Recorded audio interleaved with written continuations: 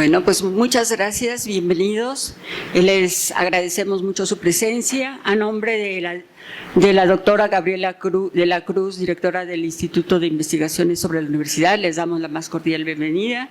Y vamos a dar inicio, pero antes quiero dar unos agradecimientos por si el tiempo está muy justo. Queremos agradecer a la doctora Clara Inés Ramírez, quien nos apoyó para la apuesta de este proyecto, de la publicación de este libro, a Jonathan Girón, que se encuentra aquí, que es el coordinador editorial, por todo su apoyo, y a Enrique Saldaña, que fue también quien nos estuvo haciendo toda la revisión técnica, al jefe de difusión del Archivo Histórico, Cuitlao Oropesa, quien también estuvo muy de cerca con nosotros con la parte de la repografía, a Juan Monroy de la Rosa, que también es el jefe de la sección de reprografía, a Mayra Rasura, secretaria técnica, y a Cecilia Ortega del área de difusión, quienes nos han apoyado para poder estar aquí. Gracias. Ahora, pues,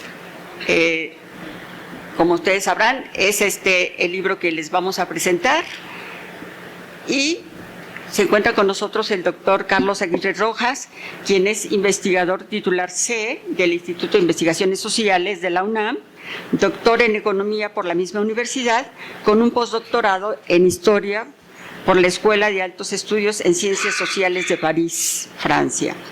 Él es investigador emérito del Sistema Nacional de Investigaciones de México.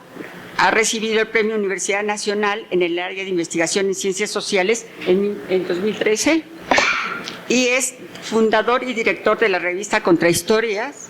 Ha escrito un notable número de libros y artículos, entre los cuales destacan Microhistoria Italiana, Modo de Empleo, Antimanual del Mal Historiador, Movimientos Antisistémicos, Pensar lo Antisistémico en el siglo XXI, y los efectos de 1968 sobre la historiografía occidental y la Revolución Cultural Mundial de 1968, 50 años después.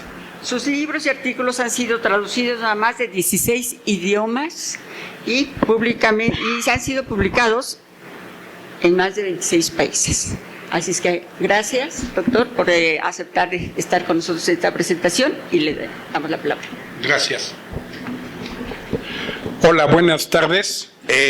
Bueno, primero que nada, quisiera dar un agradecimiento muy especial a Francisco de la Cruz, porque fue él que me buscó personalmente, me invitó a presentar este libro interesante que hoy voy a comentar, y entonces sí quiero darle un agradecimiento muy especial.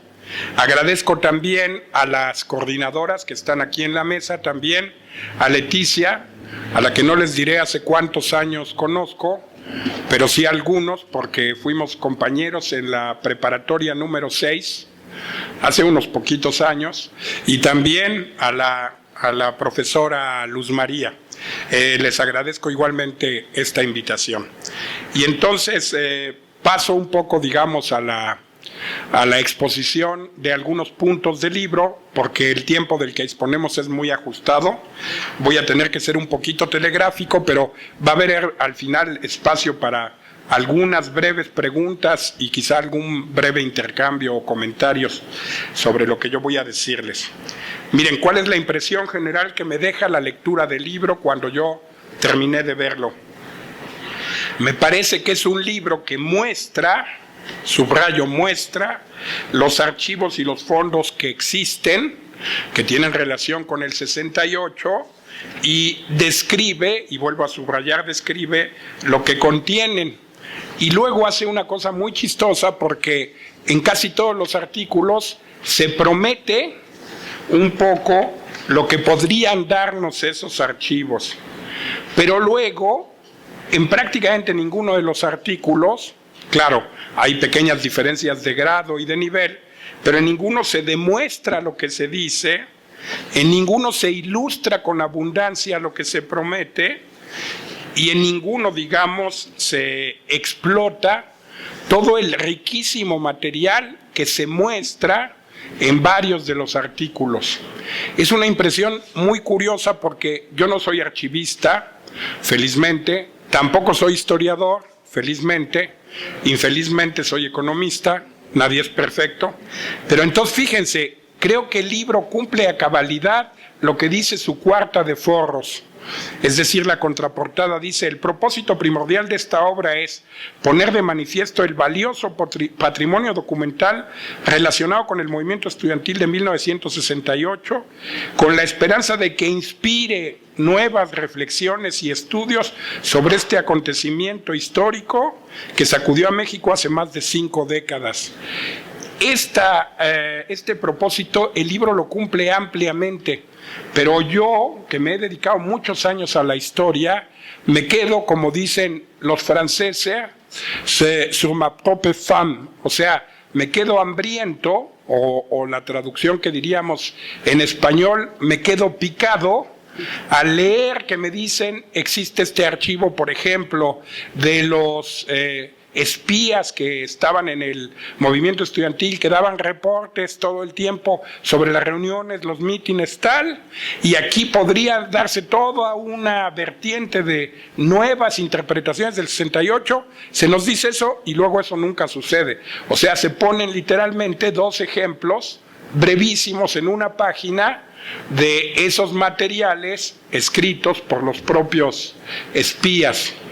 Y esa es la tónica general del libro. Entonces, es un material muy útil, invita a visitar esos archivos, pero de verdad nos deja como con ganas de, diríamos, conocer un poco más a fondo. Uno se queda con la impresión extraña y dice: yo no sé si ese es un problema de los archivistas, cada uno de los especialistas tenemos nuestras taras específicas, no sé ni siquiera si la mayoría de los autores sean archivistas, pero trabajan todos en los archivos, y entonces como si los archivistas tuviesen miedo de interpretar el material que manejan, como si su tarea fuera solo explicar y decir: aquí hay tales documentos, están organizados de tal manera, son tantas páginas, son tales fuentes, fondos, elementos, y entonces ojalá que vengan los investigadores.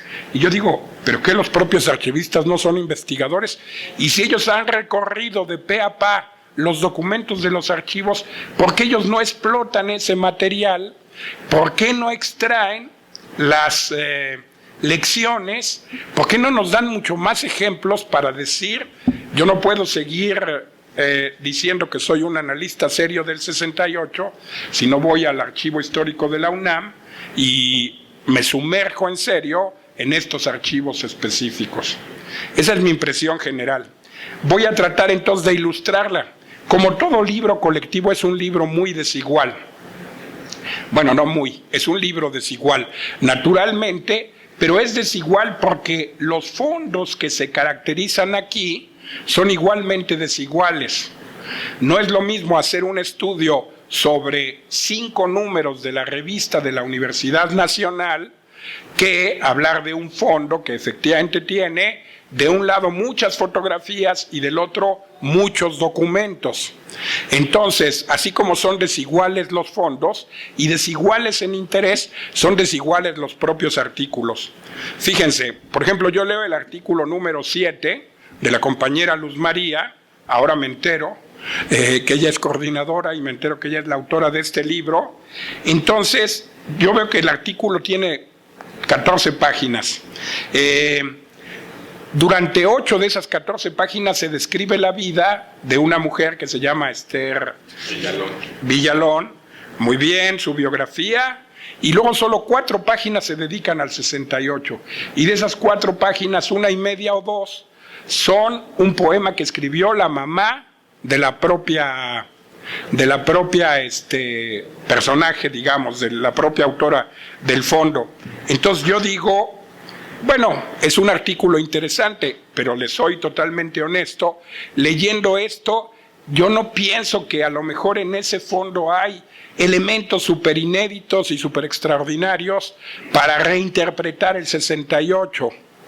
No me quedo con esa impresión, y sin embargo vean, y qué bueno que tengo aquí a la autora, en la página 137 cuando está terminando su texto, la autora lanza una pequeña bomba de neutrones, entonces todos los seres humanos mueren, pero los documentos están en pie y permanecen, porque fíjense lo que dice. Dice, las mujeres conquistaron el derecho a ser y a decidir. No fue insignificante poder usar anticonceptivos, minifalda, pantalones de mezclilla. Se progresó en la lucha por la igualdad, la equidad y los derechos de género. Entonces uno dice, claro, esta mujer, cuando uno vuelve a leer la biografía, ejemplifica el caso de una mujer que era muy avanzada, que se dedicó al deporte y que entonces desde el deporte empezó a romper los cánones de los patrones de género. Pero ¿por qué es una bomba que se lanza al final y que no se desarrolla? Porque ¿qué es lo que pasó en el movimiento de 1968? Eso daría para un artículo extraordinario sobre el 68, no solo mexicano, en el mundo entero. Pero fíjense, ¿qué pasa con la píldora anticonceptiva que por lo demás ustedes deben de saber? Fue inventada por mexicanos. Después los laboratorios gringos, como suele suceder, compraron las patentes y son ellos los que la produjeron a nivel mundial, pero fue un grupo de químicos mexicanos los que produjeron la píldora anticonceptiva. ¿Qué es lo que implica la píldora anticonceptiva? Implica que por primera vez en la historia de la humanidad, las mujeres pueden separar el placer de la procreación. O sea, ya no hay el riesgo de decir, si tengo relaciones, me puedo quedar embarazada. Ya no hay el patrón del macho que dice, voy a embarazar a mi mujer y entonces voy a tener relaciones no por gozar, no por el placer mismo, sino para que tenga hijos y entonces para que esté, como se decía en la lógica machista tradicional, cargada, es decir, ocupada en cuidar a los niños y no pueda estar ahí en el charibarí, o sea, en el relajo, andando haciendo no sé qué cosas, yendo a conferencias y presentaciones de libros del archivo histórico o cosas por el estilo. Pero fíjense, esta idea puede ir mucho más allá y por eso les decía, se podría hacer un artículo fantástico. Yo lo discutió con gentes que participaron en el propio 68 varias veces. ¿Qué pasaba en los hechos? Las brigadistas mujeres del 68 quebraron el patriarcado, no en la teoría, no con discursos feministas, en los hechos mismos. Porque fíjense, ellas convivían 24 horas sobre 24 con hombres, ¿sí? Además, no llegaban a dormir a sus casas. Además, estaban desarregladas. Además, discutían de tú a tú con sus compañeros masculinos. Además, marchaban y volanteaban y huían de la policía y cuidaban a sus compañeros hombres y eran cuidadas por los compañeros hombres. Y entonces, en los hechos, rompían todos los cánones de lo que era ser una mujer bonita, portadita y tal, que siempre tiene que estar arregladita, bien vestidita, que no habla más que cuando le dan permiso los hombres de que hable, que etcétera. Veo que se ríen las muchachas jóvenes porque ellas ya viven en un mundo libre, o sea, ya se rompieron todas esas cosas en los hechos, pero las mujeres que vivieron esa transición del 68 hacia hoy saben lo opresivo que era depender económicamente de un hombre y estar sometidas a eso. Entonces, fíjense, este artículo es muy interesante. Yo pienso, a mí no me dio especial, atracción ver el archivo de Esther Villalón, pero de repente encuentro esta idea genial y yo digo, ¿y por qué entonces Luz María no explota esta idea y a lo mejor utiliza todo el fondo de esta mujer y su biografía para culminar en el 68, desarrollar esta idea? ¿Sí me explico? Bueno, o sea, pongo otro ejemplo. En el artículo 9, ¿de quién es el artículo 9? Bueno, de Paulina Michel Concha, que no sé si está aquí. Sí.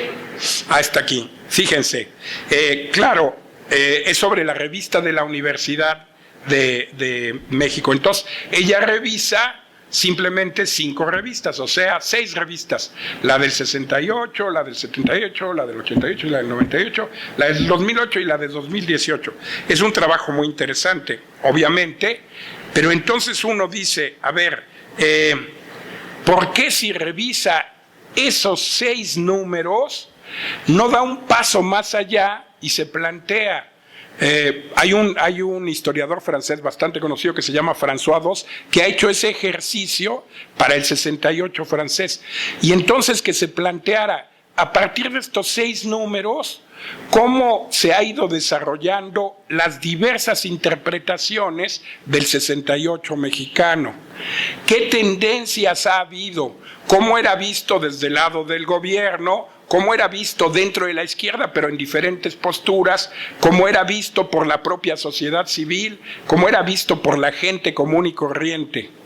Porque yo creo que utilizando los materiales de esas 6 revistas se podría por lo menos configurar una especie de mapa tentativo de esas distintas escuelas, corrientes, giros, interpretaciones, mutaciones en la explicación del 68, o sea, hacer la historia de la historiografía sobre el 68 mexicano, como se ha hecho en general. Y de repente, fíjense, uno está leyendo ese artículo, es interesante, ahí uno dice, bueno, buscar las 6 revistas, eso sí es fácil, o sea, ahí no hay cuestión de ir a un archivo, no a un archivo, pero de repente, ¿saben qué es? Hasta que se cumplen 50 años que los mexicanos, o por lo menos la universidad, se da cuenta de que el 68 no fue un fenómeno mexicano, sino que fue un fenómeno mundial. Hasta antes de 2018, todos los números de conmemoración solo hablan del 68 mexicano, por autores mexicanos, por causas mexicanas, por explicaciones y procesos de México. Y claro que esos existieron.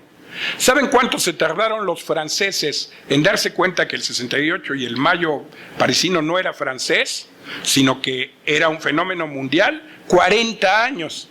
Fue hasta 2008, a mí me tocó estar en 2008 cuando se festejó el Mayo francés allá en París. Entonces se dieron cuenta de que el mundo era un poquito más grande que el hexágono, como se dice, dejaron de mirarse el ombligo y empezaron a darse cuenta de que había habido un 68 en Alemania, que empezó en 64, y que había habido un 68 en China, que empezó en 1966, la gran revolución cultural proletaria. Y se dieron cuenta de que también había 68 en Estados Unidos, y en México, y en Argentina, y en todo el planeta.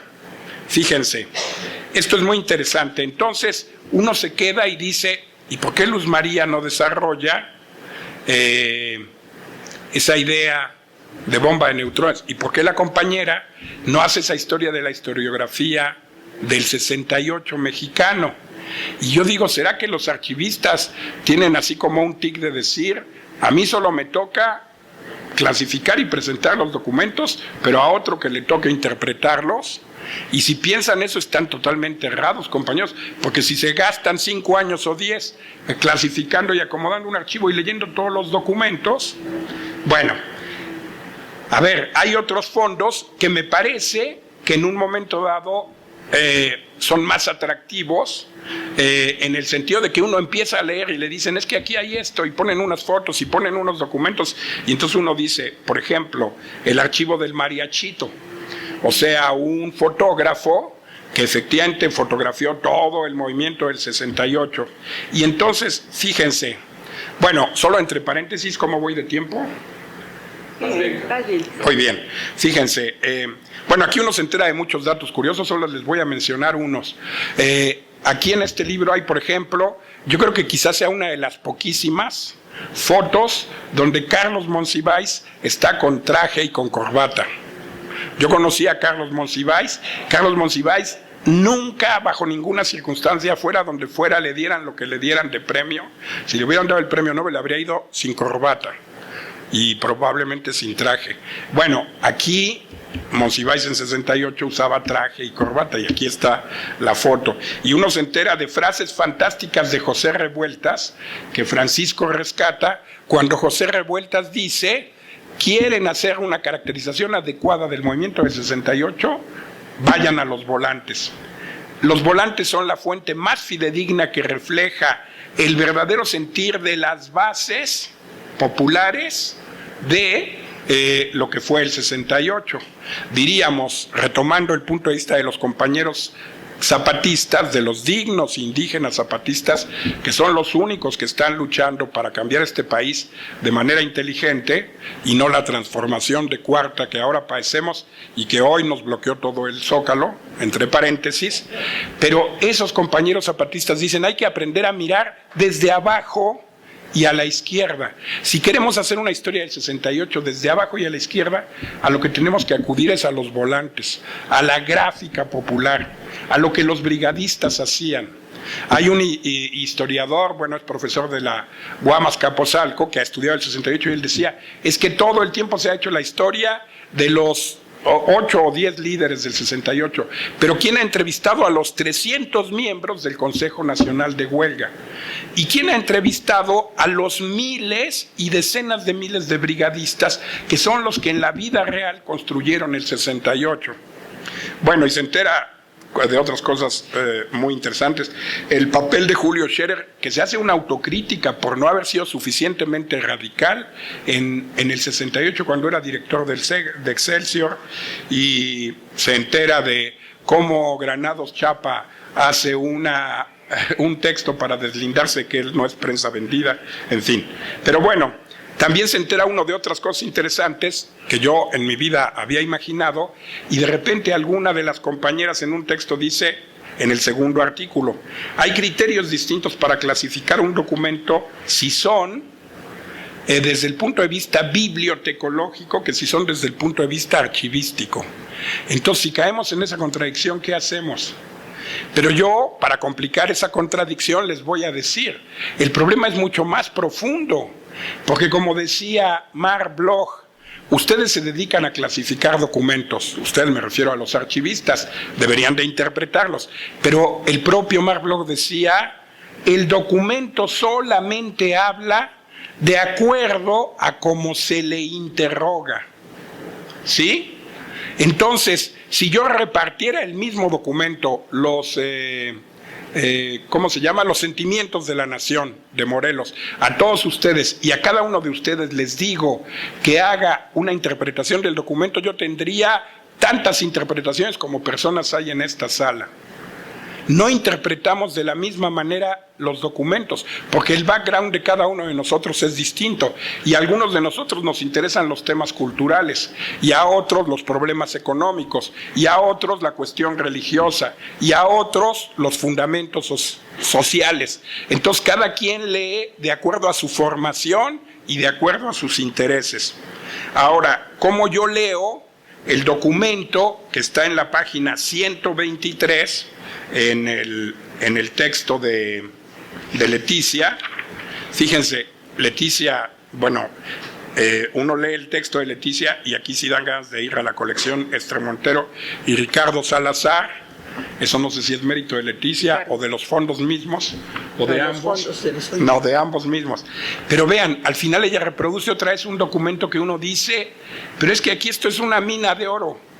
Y entonces, ¿cómo Leticia, una vez más, que además Leticia no se formó como archivista, yo lo sé, porque la conocí desde la prepa 6, y entonces uno dice, ¿cuándo se descarrió? No, no es cierto. Cuando entró al archivo. No, estoy bromeando. Pero fíjense, les voy a leer un documento y les voy a decir lo que yo voy derivando, y cada una de las cosas que yo derivo sería una línea posible de investigación y de profundización del movimiento del 68. Es una declaración de principios de los intelectuales, artistas y escritores. Y dice, el movimiento estudiantil de julio-agosto representa una verdadera revolución en la actitud de la cultura. Aquí los intelectuales mexicanos ya están diciendo, en el momento mismo de los hechos, 68 es sobre todo una revolución cultural. No dicen mundial, porque eso se sabrá después, eso lo va a decir Brodel en 71, lo va a teorizar Wallerstein en 88, pero aquí ya está caracterizado el 68, sobre todo como revolución cultural. Díganme si no son fantásticos los intelectuales, artistas y escritores mexicanos. Y luego dice, hacia la sociedad en que vivir, la juventud pugna por una cultura viva y militante. ¿Qué quiere decir eso? Que la cultura burguesa dominante es una cultura muerta, y es una cultura ideológicamente sesgada. ¿Qué está diciendo este documento? Está diciendo lo que Walter Benjamin decía cuando decía, también la cultura es un campo de batalla. La cultura no son bellísimos productos que el ser humano crea y que son neutros. La cultura es usada por las clases dominantes como trofeo, pero la cultura puede ser un arma o herramienta en la lucha de los oprimidos. Y por eso, entonces, dice Benjamin, tenemos que pelear por hacer otro tipo de historia.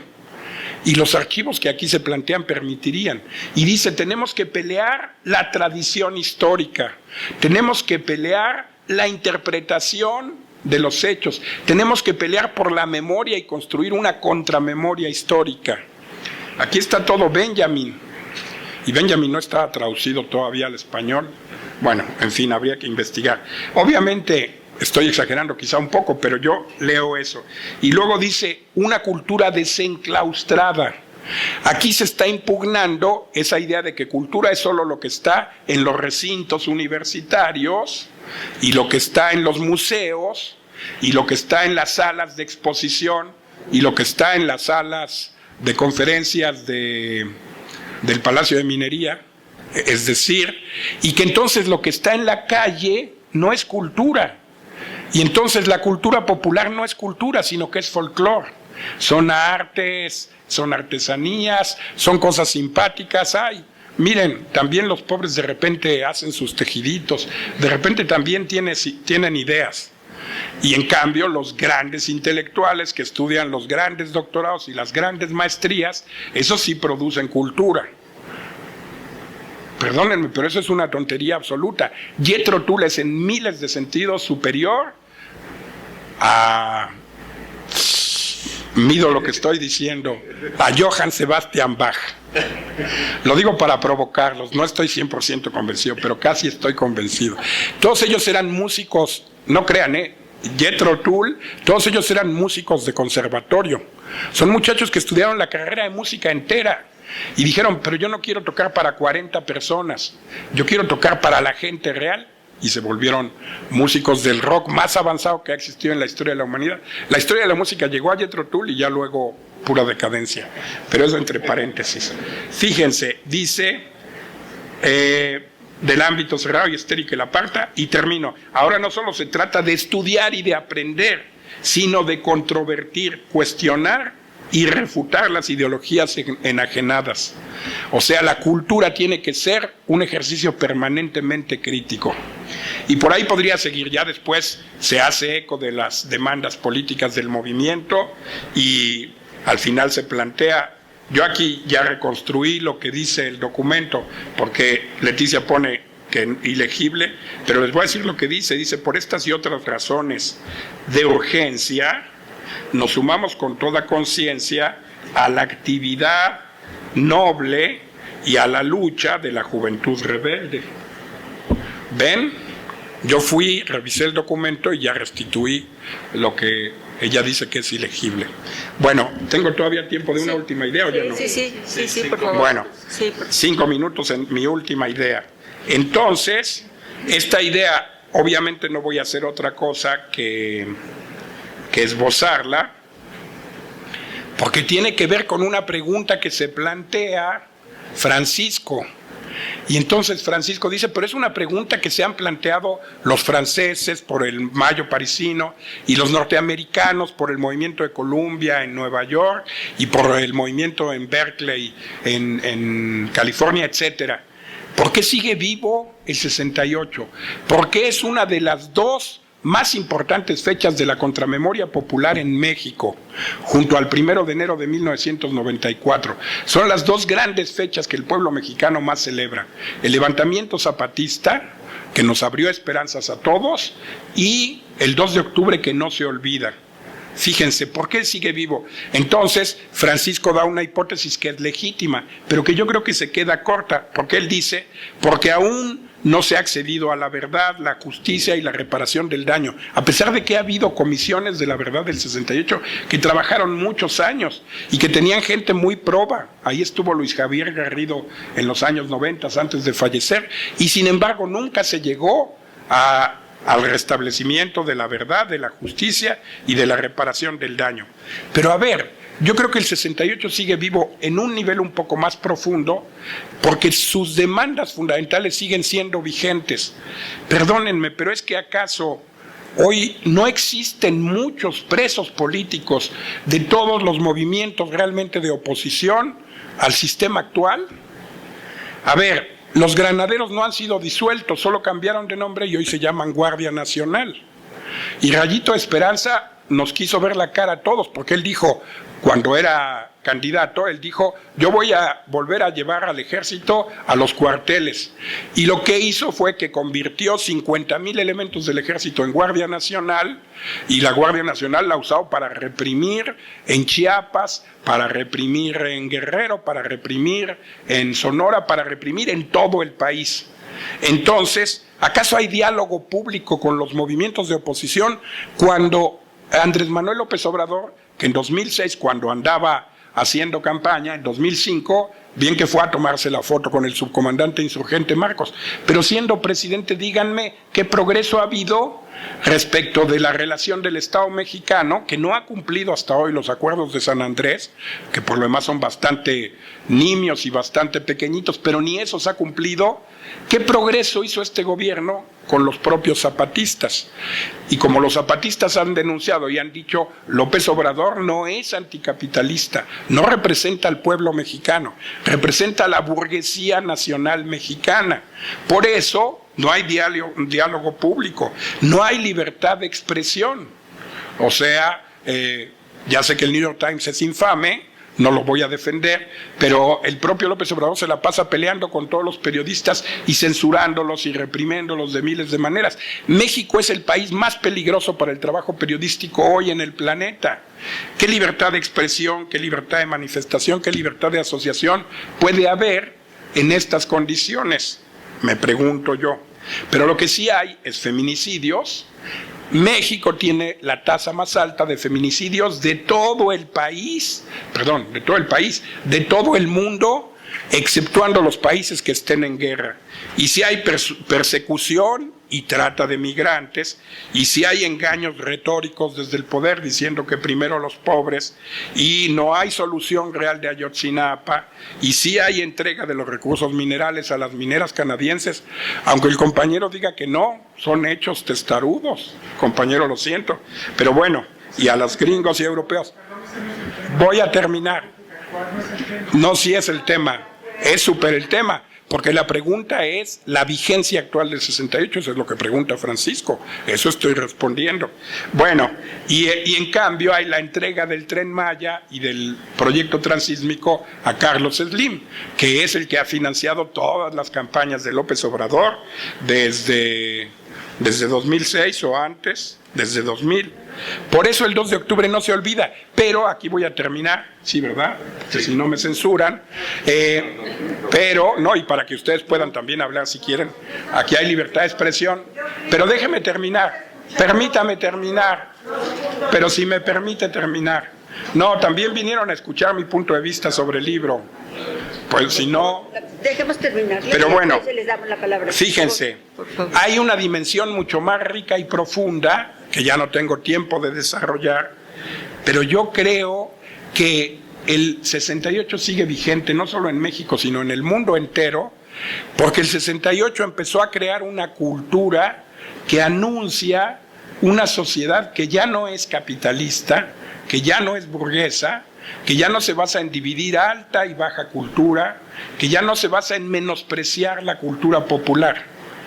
Y fíjense, lo interesante es que el 68 deslegitimó la cultura dominante burguesa y los jóvenes cada vez creen menos en los códigos de la cultura burguesa, empezó a sembrar las semillas de una nueva cultura que han estado prosperando durante 50 años. Y entonces estamos en la misma situación que las gentes del Renacimiento.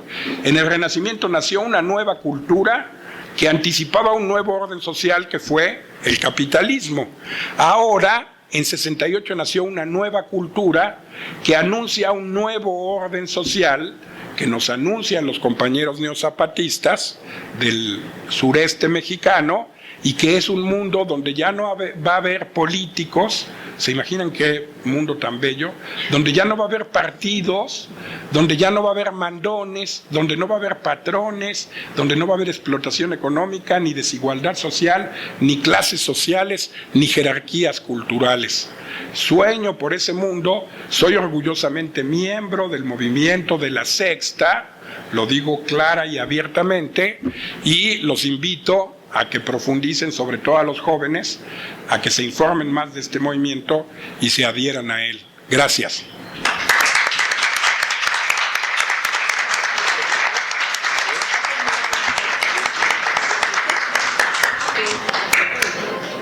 Sí, exacto.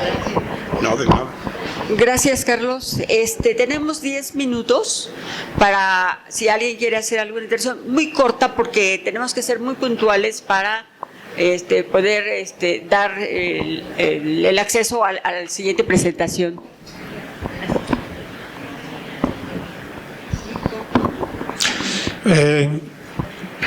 Muchas gracias, doctor Aguirre, por su presentación, por su crítica, que nos va a ser de gran utilidad.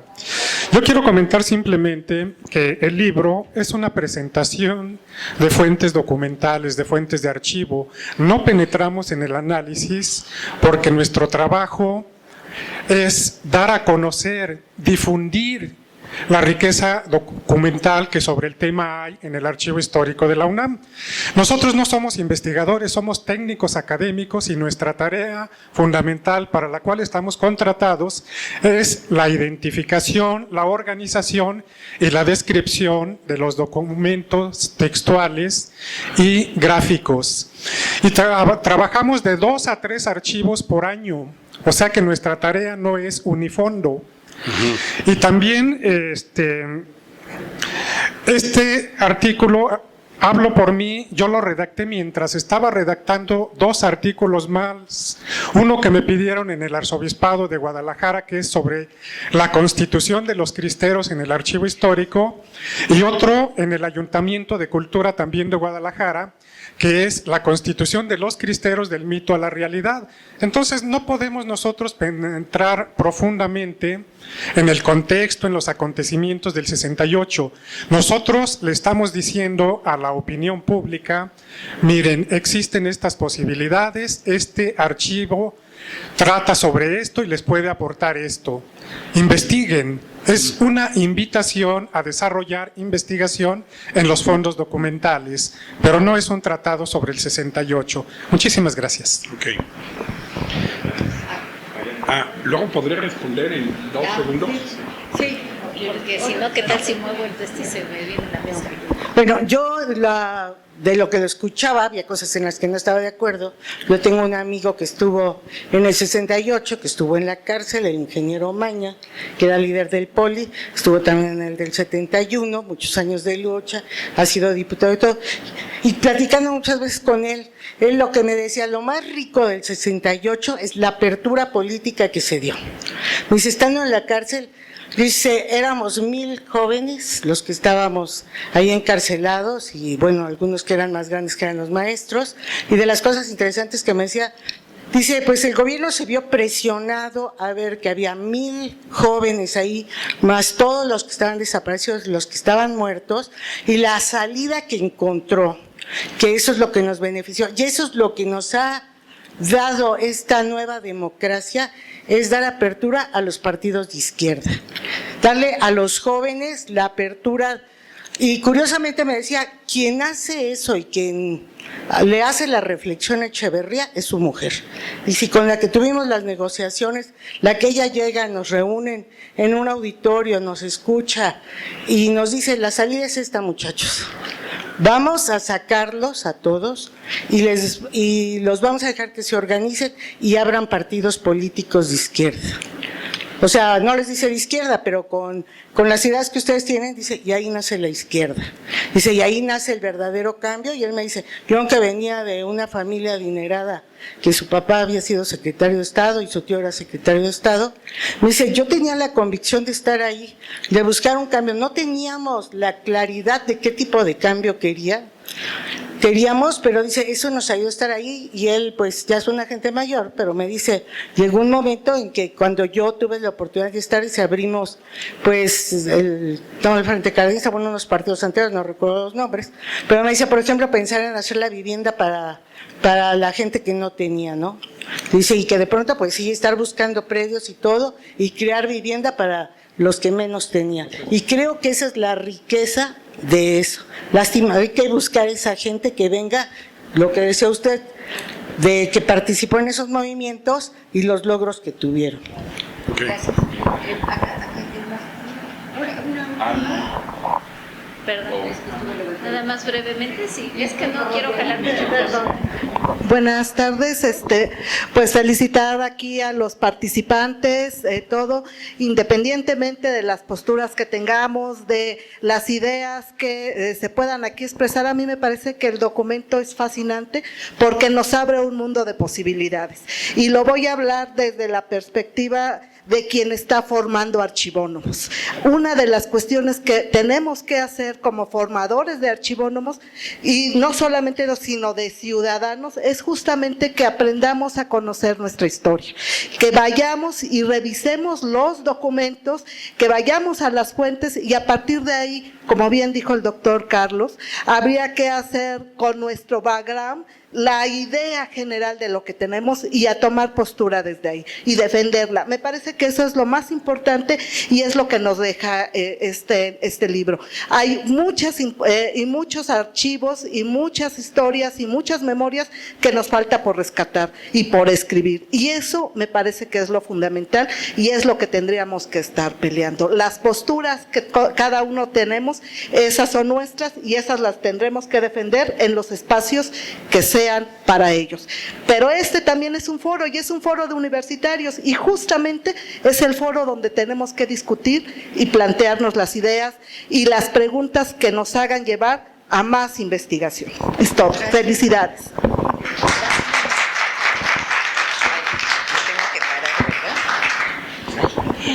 Buenas tardes, sí, rapidísimo.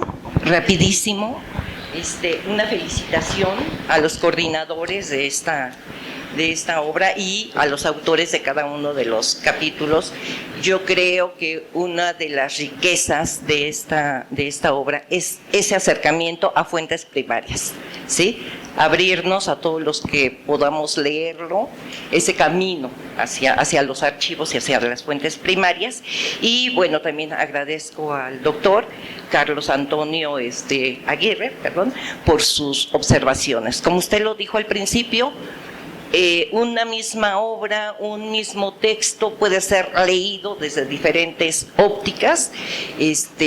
Yo agradezco la que usted ha presentado ahora, porque creo que lo rico de las presentaciones de los libros es precisamente poder confrontar todas aquellas opiniones, todas aquellas visiones, todos aquellos puntos de vista que se puedan tener sobre esta obra, y el punto de usted, muy respetable, pero creo que eso es también lo que enriquece a las personas que podemos asistir a estos eventos, escuchar esos puntos de vista diferentes, y finalmente, después de conocer la obra, bueno, cada quien se hará su propio criterio.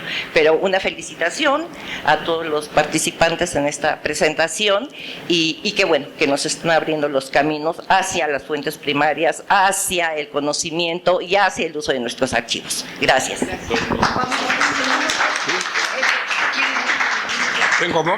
Tenemos 2 minutos para que el doctor, ¿no? Continúe, o cierre ya esta presentación. Agradezco todos los comentarios, naturalmente, son muy interesantes, y solo quiero comentar 2 pequeños puntos. Invito a los archivistas seriamente a que rebasen ese tabú mental. Es muy interesante lo que dice el compañero, pero fíjense, yo estoy en contra de la división entre investigadores y técnicos, porque a ver, son técnicos y tienen licenciatura y tienen maestría y a veces tienen doctorado y publican artículos en las revistas y hacen el trabajo de cualquier académico y muchas veces hacen más trabajo que los académicos, que son investigadores de tiempo completo, y entonces, y sin embargo reciben menos salario y están más oprimidos porque tienen que cumplir horarios, tienen, creo que checar tarjeta o no sé si tanto, bueno, no exageremos, pero en todo caso yo sí digo, yo invito a los archivistas a que se animen, den un paso más, y si ya tienen 3 años, 5, los que sea 6 meses manejando documentos, que se animen a interpretar. De veras los invito y a que no se la crean, porque yo he conocido técnicos que son 10 veces más inteligentes que muchos de mis colegas investigadores. Entonces, primero. Y lo segundo de lo que decía la compañera, a ver, yo quizá estoy equivocado, pero las noticias que yo tengo es que la mujer de Echeverría, que era una mujer muy plantada, de joven tuvo vínculos, pero más bien con los grupos estudiantiles de derecha, con el Muro de Guadalajara. Entonces yo creo que quien más bien abrió el espacio para que los partidos de izquierda se organizaran fue la reforma política de Jesús Reyes Heroles, pero eso pues lo dice todo el mundo un poco. Bueno, y de veras, invito a los archivistas a interpretar y a los historiadores a profundizar más sus interpretaciones. Gracias.